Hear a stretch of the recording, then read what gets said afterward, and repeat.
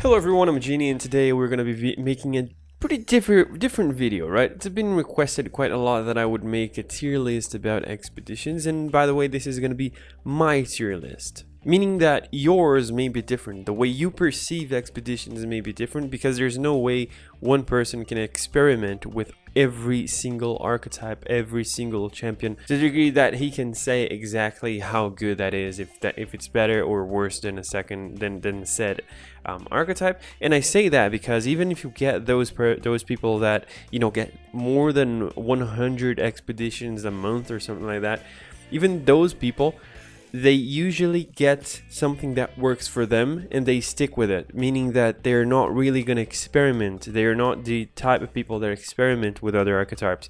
Those people that aim for very high number of 7 wins, they are not really the experimental type. So sometimes maybe I'm gonna be saying something here that doesn't align with how you experienced expeditions. So if I say something like, oh, this champion is not so good, and you disagree, tell us on the comment section down below, so people that watches the video also gets your point of view on a said archetype or champion, right? So we get the biggest amount of information that we can. In this video, I'm gonna express what I feel, how I feel about it, and how I experimented and how I felt when I did so. So now, before we start, I would like to point out some things.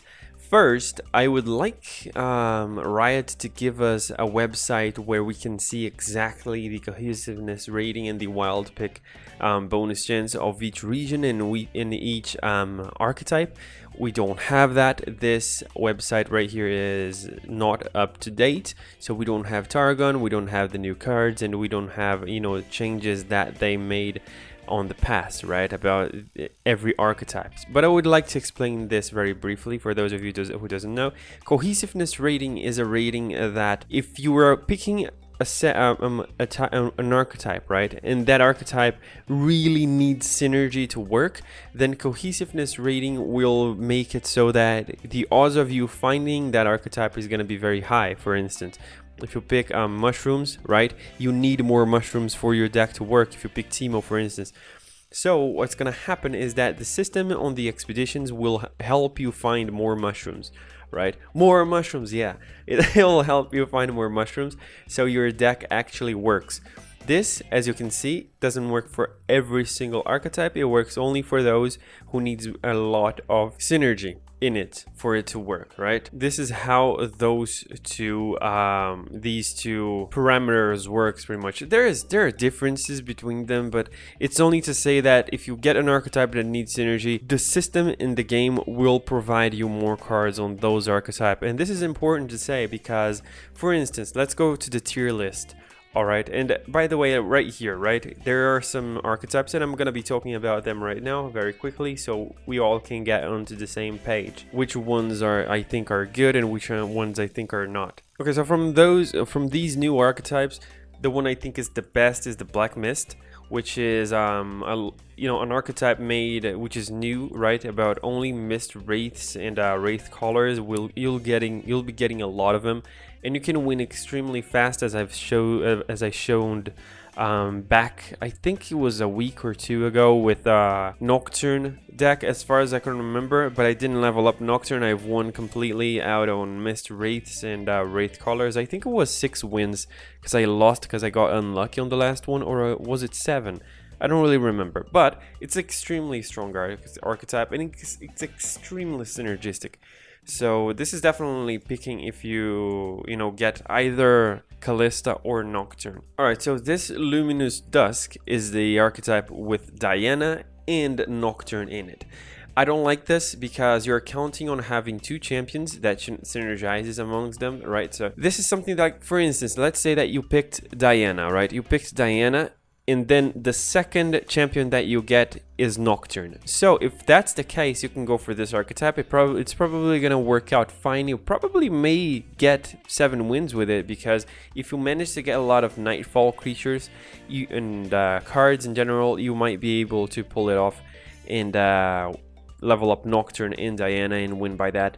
But if that's not the case, if you start, you know, if you don't focus too much on Nightfall units, or if you get an archetype that is different on the second pick, for instance, you might lose yourself and end up not getting as much value as you want. Now, this otherworldly creatures, this is an archetype that, you know, synergizes very well with Aurelion. If you get this archetype, you will probably be trying to go for those, you know, ramp type of builds, because there is Trundle in it, there is Wolf Rider, right?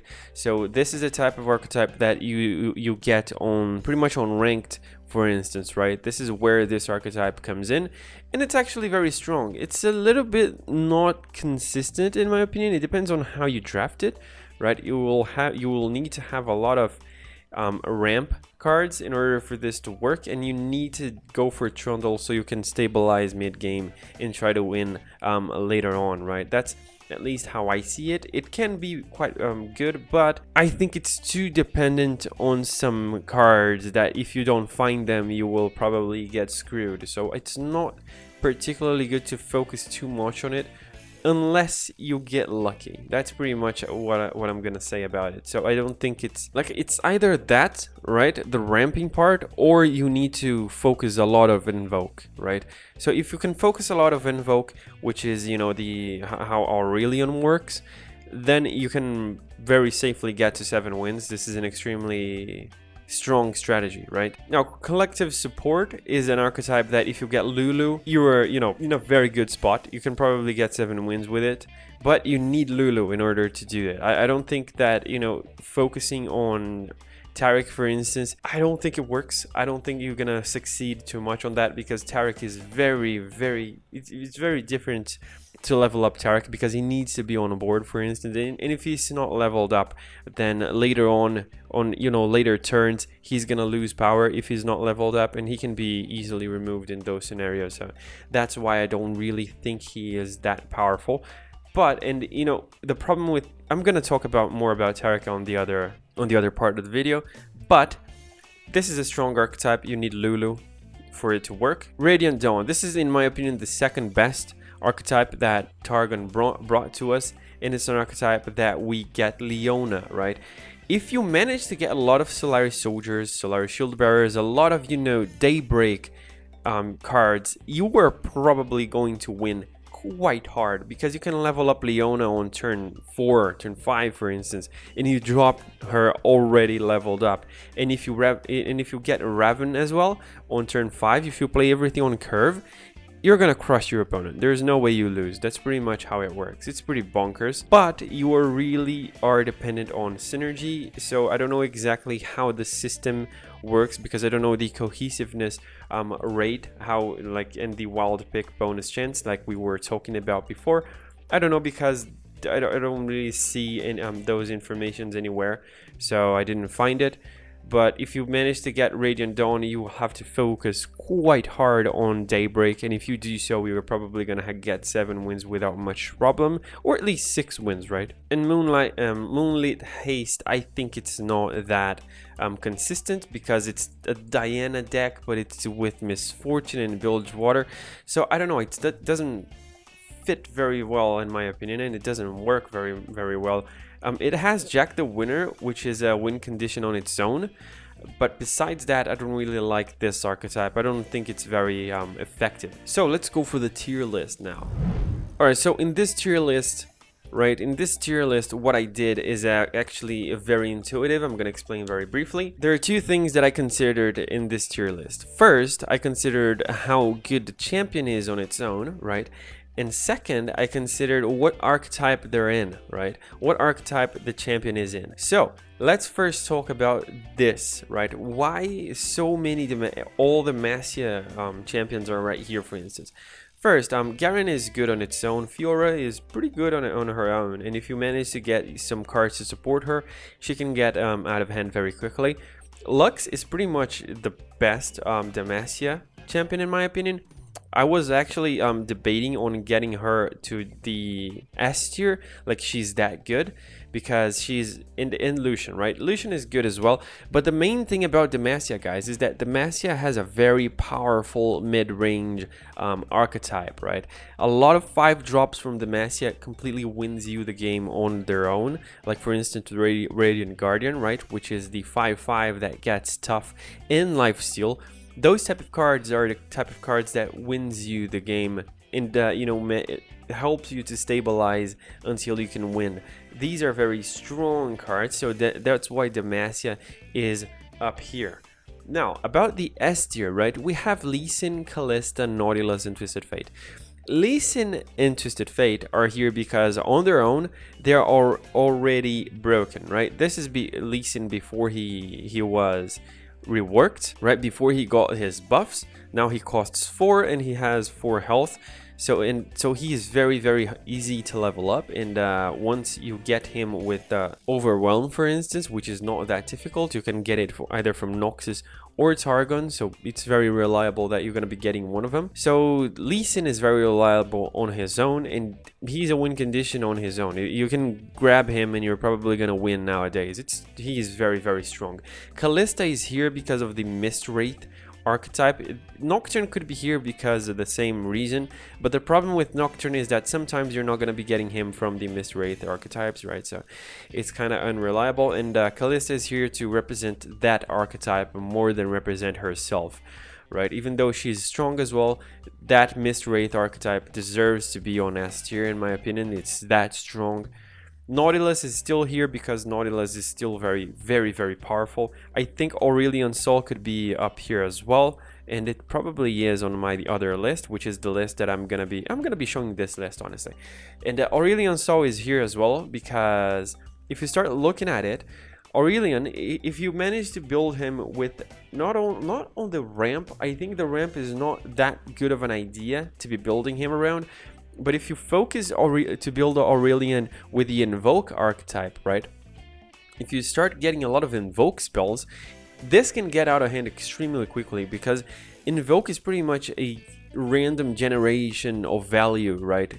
Every time you invoke cards, you get value and value and value and more value. So Aurelion can get out of hand extremely quickly. Lux is here because not only, you know, and she's not down here, not only because she is extremely strong regarding the Demacia cards, but on the late game, she also transitions very well and she becomes a win condition on her own. Twisted Fate is here because he's a draw mechanic, right? And if he is left unanswered, he will win you the game. That's how powerful, how strong he is. So let's say he's a very good support card, for instance. Let's put it that way. Let's say that on the first pick you got something very strong. Let's say that you got Nautilus, for instance, right? And on the second pick you don't see anything that would help you all that much. You can get Twisted Fate to get you more cards to draw, right?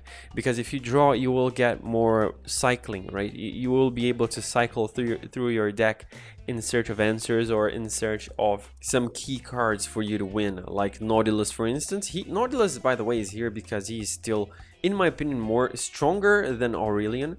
Unless Aurelion gets a very synergistic deck, then Aurelion can be stronger. But in my opinion, for expeditions, Deep is still one of the strongest archetypes, and I can hardly see that being changed. Now, I already talked about these. Lulu is here because it's actually very easy to level her up, and if you get a very aggro type of deck, she can get very out of hand very fast. Leona is on A tier, not exactly on S tier, because I don't know how easy it is to be building Daybreak cards. I got lucky with it sometimes, but I don't know exactly the numbers on the ratings, right? How easy it is to be getting them, how the system views it, this Daybreak archetype. Teemo is here for the same reason. He is actually very easy to be building around, right? And the mushrooms get out of hand extremely quickly in expeditions. So for some people, I believe Teemo will be in S tier because it's not that hard to build around him, because once you grab Teemo in Shroom and Boom, you'll be getting more and more mushrooms, right? So it's actually easy to build around him. Ashe is here because on A tier, because actually, so what I want to say is Ashe needs to be on the mid game, right? She needs to be around turn 6 or 7 in order to level up, win, and get a decent board. And the Frostbite helps you to do exactly that. So that's why Ashe is very, very strong. Usually there are going to be a lot of spells and units that allows you to Frostbite enemies and stuff like that.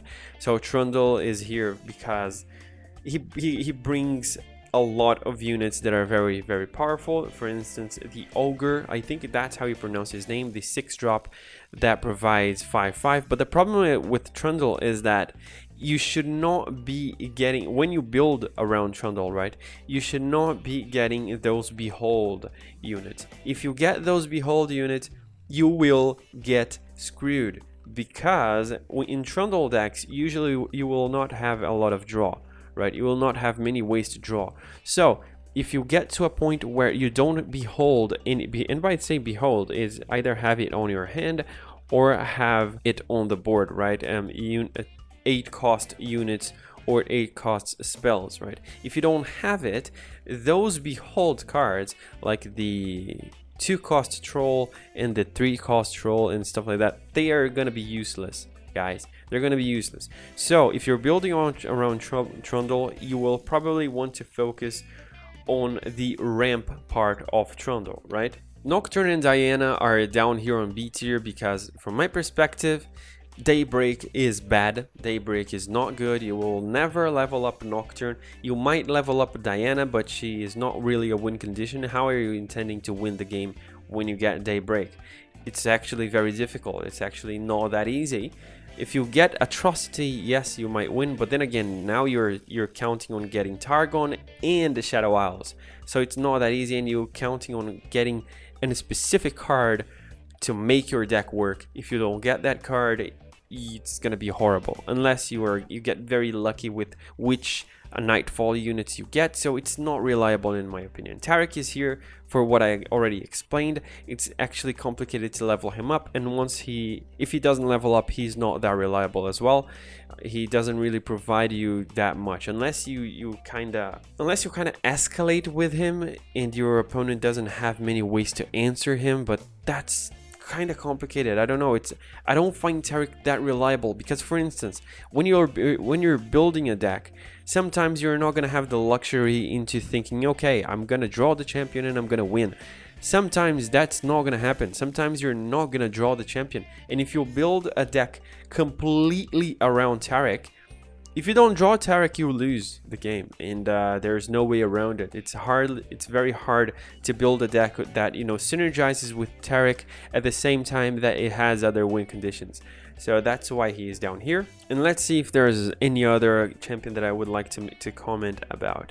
Okay, so another champion that maybe I didn't talk about, right, and I'm gonna talk about right now. Why is Israel on D tier right now? He was up there on my other tier list. The problem with Israel right now is that there is another keyword called Spell Shield, right? And for instance, let's say that there's Spell Shield in the game, that dragon 5/5 dragon with Spell Shield. If he's in the game, you probably already lost.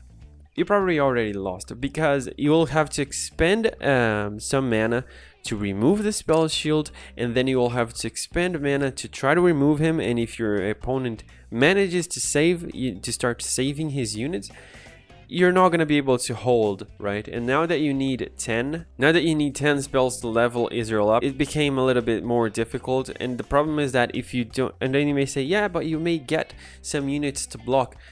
Yeah, if you start getting a lot of units to block, you are not going to be able to level Israel up. And if Israel doesn't level up, you don't have a win condition. So Israel is in a pretty bad spot in my opinion. Not exactly because of the nerf that he got, right? Not exactly because of him becoming, needing 10 spells instead of 8. It's more because of the spell shield. That was a big hit for him, in my opinion, in expeditions at least. And that's the reason why in my opinion, he's not viable anymore as he were before, right? So that's it, guys. That's it for the tier list. I don't think the other champions are worth explaining. Maybe I could explain some things, like for instance, Misfortune is here because she's kind of easy to remove, right? She's at 3/3, but if she doesn't get removed, you can get you know, to a pretty big amount of wins. But the problem is that it's not reliable, in my opinion. In my opinion, she is not reliable, and that's why these champions are here. For instance, Hakarim, right? Hakarim needs ephemerals, right? And ephemerals are not reliable units. You cannot block with them, and sometimes if you can't block with a unit, you're gonna be rushed down and you're gonna lose the game because you cannot control the board. So, you know, there are reasons why I put these champions around here as I did. So, like for instance, Swain. Did you get Leviathan? You did? Nice. So maybe you can probably win. You have a very strong deck. You didn't get Leviathan, you will probably lose. You will most definitely lose the game. And lose the run, right? So that there are some reasons why I put these champions right here. So this is my tier list, guys. If you would like to get a picture, right, of these tier list, I'm gonna be putting it on my Discord. So if you'd like to get it, then just go to the Discord. You need to be civilized, by the way, to join the Discord. If you are, people are gonna be as friendly as they are with you, and I'm gonna be as friendly as I always am. And yeah, guys, if you'd like to support the little genie on the other side of the screen, subscribe to the channel. That's the best way to do it. And yeah, that's the best way to do it. If you're a little bit more edgier than that, you might buy me a coffee.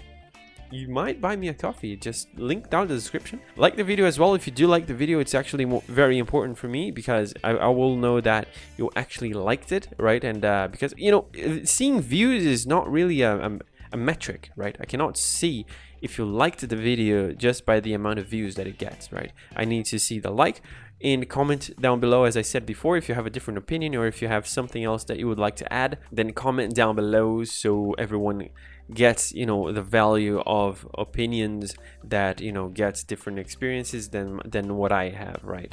So we can all learn from each other, right? So yeah, that's it for this video, guys, and I hope you liked the tier list, and that's it.